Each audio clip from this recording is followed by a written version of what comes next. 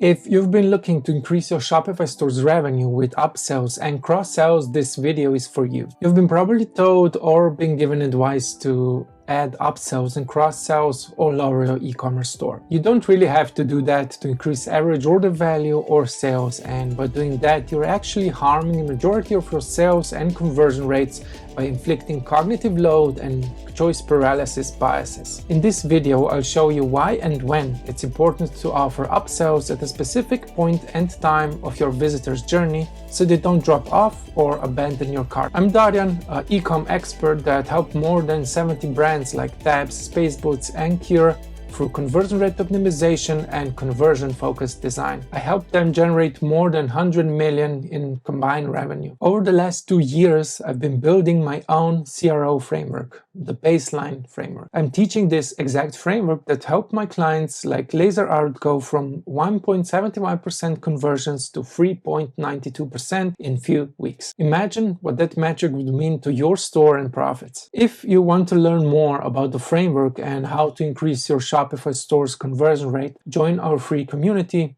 link in description. In my career, I've worked with CRO agencies as an in-house design lead and as a CRO specialist, so I understand the struggles and challenges of e-commerce store owners. Most of them can be fixed fast with systems I built into the baseline framework, and implementation is easy and fast. It's also affordable, which will save your budget for ads as those actually bring revenue to your business. The main goal at Skuology is to democratize e-commerce through tools and systems. There's just too much shit out there, and agencies or freelancers are doing a lot of harm to stores, so I thought there must be a better way to grow and scale your e-commerce store without relying on agencies. You don't need outside help if you can do it yourself. Or by knowing these things, you can direct them better to get the results you want. And one of the revenue boosters are upsells and cross-sells you can add to your Shopify store. At the end of the video, you'll know the exact way to implement them to get the best results. While most agencies and experts suggest adding upsells all over the place as tactics, I prefer to think in systems. Just adding an upsell can increase your average order value, but if you've done it wrong, it can actually harm your sales. Too many choices increase friction and lower a visitor's motivation, so instead of choosing to buy, they take the easiest option, which is usually no or not now, and they go back to scrolling their socials. The motivation and friction is part of the BJ Fogg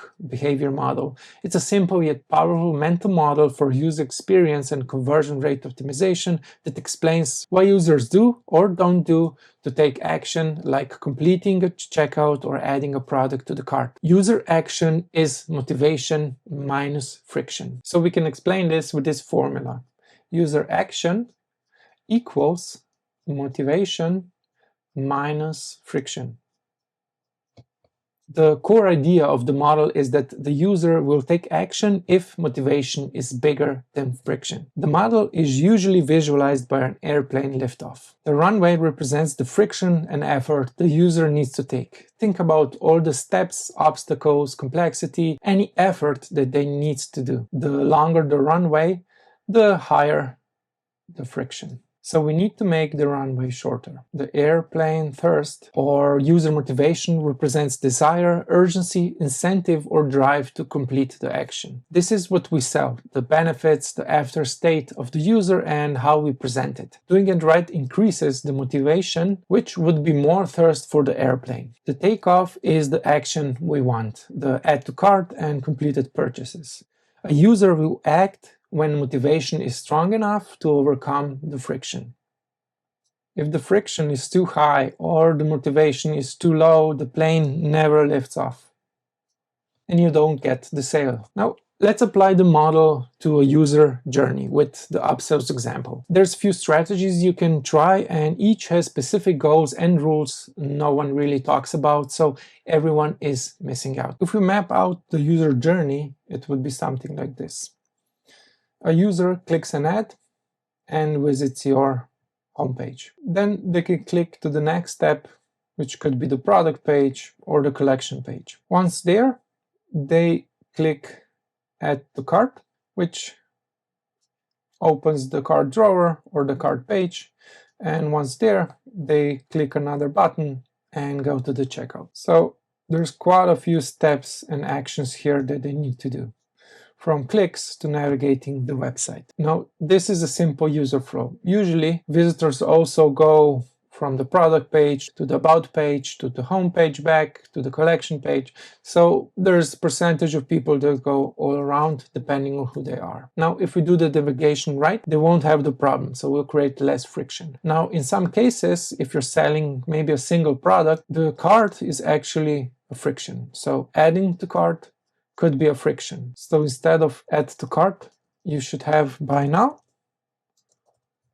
And then you go directly to the checkout. So we kind of remove the friction there. This is something that should be A/B tested, but based on my previous experience, it works. Now let's look on the upsells, how they look and where they are on the product pages. Here's an example of the baseline framework product page for a client called Gummies, and they offer on-the-go pack as their upsell. So they offer supplements in the gummy form with benefits, but the upsell is either a small pack of just 15 gummies for a lower price than they have. And this is an upsell. Another example is Elephant Living, also one of the past clients, where they can actually sell a cleaning kit on top of the beanbags. So it's really small, but in this case, it could also work that the product is maybe 20 or 30. It always depends on what the main product costs and what it is. But the upsells need to be complementary. They need to really be one click and that's it. No thinking, nothing. The upsells need to have a lower price, maybe 20 to 30% of the original product's price, but have a 20 to 50% discount. This needs to be tested, but sweet spot is somewhere there. When choosing the upsell product, make sure it's complementary to the main product, something that does not require the user to think. It should be like an add-on to the product or something to try, like in our cases, a new flavor or the cleaning kit for the beanbags. If a visitor needs to think here, especially so close to the add to cart button, you will create friction, and because of that, some visitors will drop off. You're just making it too hard for them. Both stores use the baseline framework, and if you want to implement it on your store as well, we have a baseline CRO sections Shopify app that will help you create high converting pages without developers. Once you install the app, you'll also be able to generate a custom homepage structure and copy for your brand with our AI tool. Link in description. Now, let's look into cross-sells. These products are a bit different, as these are more complex and users need more information about them. They could be related or non-related products to the current one the visitor is browsing or thinking of buying. We can use the "You may also like" section of the bestsellers or related products at the bottom of the product page. The visitors needs to visit the product page, as that one is optimized for presenting the product and selling. This is the reason why the baseline framework doesn't suggest using add to cart buttons on shop, collection pages, or sections like this. The "You may also like" section is always in this spot, so visitors already learned this through experiencing other stores doing the same. A small percentage of visitors will look there if they have the time and are interested in learning more. Another group of visitors won't look and would just like to buy the product fast. So if we add more steps from here to the checkout, we create friction, which will result in visitors dropping off. That's why bigger upsells and special offers with discounts need to go to the post-purchase upsell. It's like the sales rule. If a customer says yes, you need to shut up and take the sale. Doing this will keep the user's journey short, optimized and simple, while keeping motivation high and friction low, which will also increase your sales. But with the post-purchase offer, we can still boost average order value and get more revenue win, which creates a win-win situation. It's also a good behavior design, as if visitor says yes to a sales once, they're more likely to go for the second ask as well. And this is how we optimize upsells and cross-sells the right way. This strategy was implemented in various stores using the baseline framework,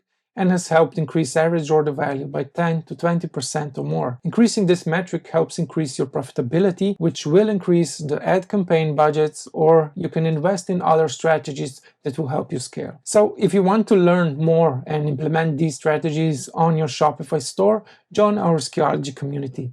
We're also building our own upsell app called Upseller. You don't want to miss out on the launch and special offers, so join our community for updates. Link in description. Now go watch this next video, which will help you learn more about the baseline framework and how to increase conversions on your Shopify store.